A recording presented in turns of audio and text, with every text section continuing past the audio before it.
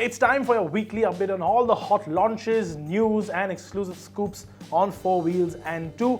Hello and welcome. This is Autocar India's quick news of the week, and what a hot week it's been. Let's have a real quick look. But before we go any further, if you haven't already, remember to subscribe to the Autocar India YouTube channel and click on that bell icon to stay updated with all our latest uploads. As always, let's start with the new launches this week, and in the last couple of weeks we've seen a whole bunch of cars getting updates on the safety front to sort of comply with those safety norms kicking in on the 1st of April 2019, and Maruti Suzuki has joined the fray and have updated the Eco, their trusty little people mover, and given it a whole bunch of safety updates. Here's a quick look at what it gets. The Eco now gets a driver's airbag, ABS and rear parking sensors.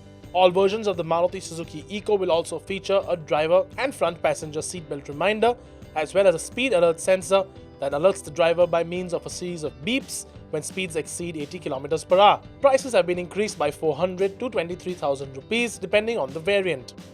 From an established people mover to something that aspires to replace the auto rickshaw, the Bajaj Cute has its prices out. Let's take a quick look.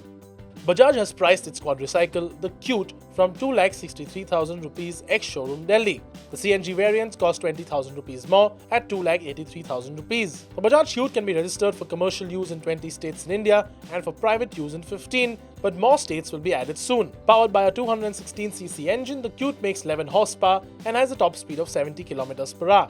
Datsun has updated the Ready Go for 2019 with ABS as standard on all variants. However, the driver's side airbag is still only available on the top spec model, and it also misses out on speed alert systems, seatbelt reminders and rear parking sensors as standard across all variants. Skoda has launched a new variant of the Octavia in India, and it's called the Corporate Edition. Let's have a quick look at the prices, and this car is available only with a petrol and diesel in a manual gearbox option. The Skoda Octavia Corporate Edition with a petrol manual is priced at 15,49,000 rupees, while the diesel manual is priced at 16,99,000 rupees. The variant is equipped with the likes of daytime running lights, a touchscreen with Apple CarPlay and Android Auto, and 4 airbags amongst other features. Now let's jump into the two-wheeler launches this week, and let's start straight off with that Yamaha MT15. It's essentially the naked version of the very popular R15 version 3.0. And let's have a quick look at the prices and of course what the bike actually offers.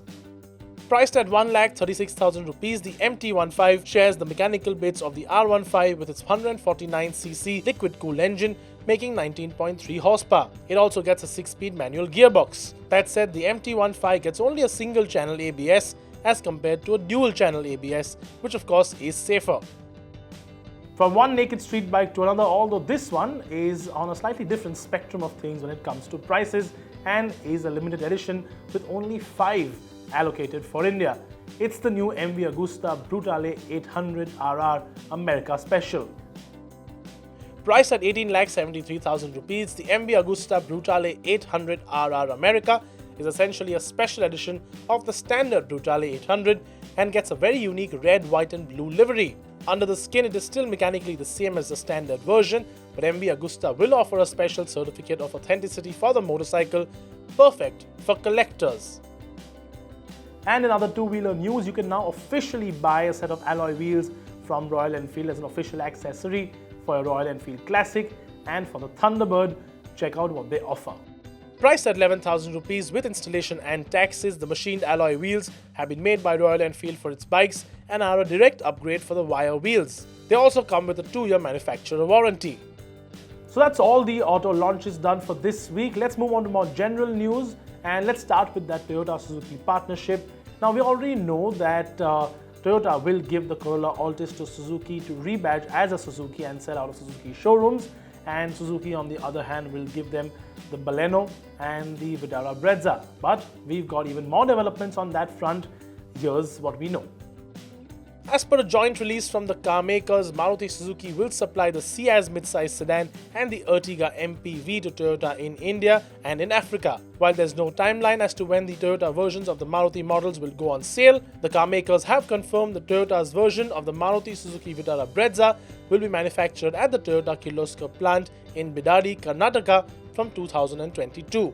The Toyota version of the Baleno, on the other hand, is expected later this year, as already reported earlier. Outside India, Toyota and Suzuki will partner in Europe. Toyota will adopt Suzuki's small engines for its compact cars, while Toyota will supply two electrified vehicles, the RAV4 and the Corolla Estate, to Suzuki.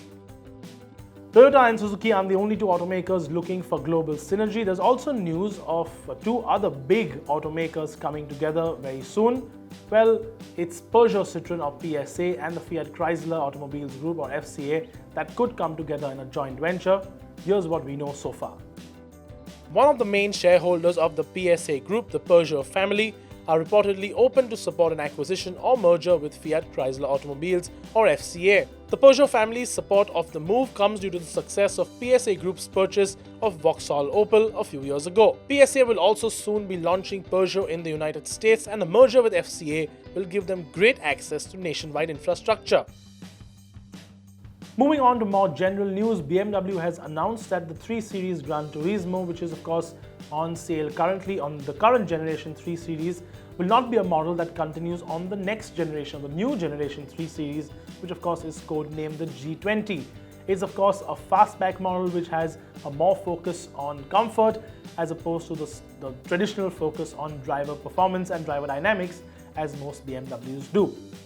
The Hyundai Motor Group has announced a partnership with Ola with an investment of 2,000 crore rupees to collaborate on developing EVs and electric vehicle infrastructure in the Indian market. Ola, Hyundai and Kia will also develop India-specific cars in partnership by gathering driver and passenger data. And in other Hyundai news, the automaker has finally teased its upcoming subcompact SUV, codenamed the QXi. As seen in these visuals, the SUV gets split headlights like the Kona and LED daytime running lights. It also gets a sunroof and is expected to be packed to the gills with tech, including the likes of Apple CarPlay and Android Auto. A choice of petrol and diesel engines will be offered, including a new turbo petrol 1-litre motor with a dual clutch gearbox.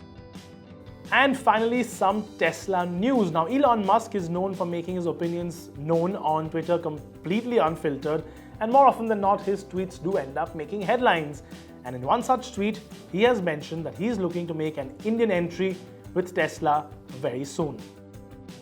In response to a tweet that asked about Tesla's much-delayed India entry, Musk replied by saying, "Would love to be there this year, if not, definitely next." Tesla's current available vehicle portfolio consists of the Model 3 and the Model S sedans, along with the Model X SUV. Just last week, Tesla showcased the Model Y compact SUV and has also teased a new pickup truck. And of course, the second-gen Tesla Roadster deliveries are due in 2020. In an attempt to make cars safer, Volvo has announced that it will have a 180 km/h speed limit on all its cars from 2020. Going further on their mission to have zero traffic fatalities, Volvo will also install cameras and sensors inside their cars to monitor driver distractions and levels of intoxication. In the case where a driver is intoxicated or distracted and does not respond to warnings, the car will reduce speeds and eventually come to a halt and park itself.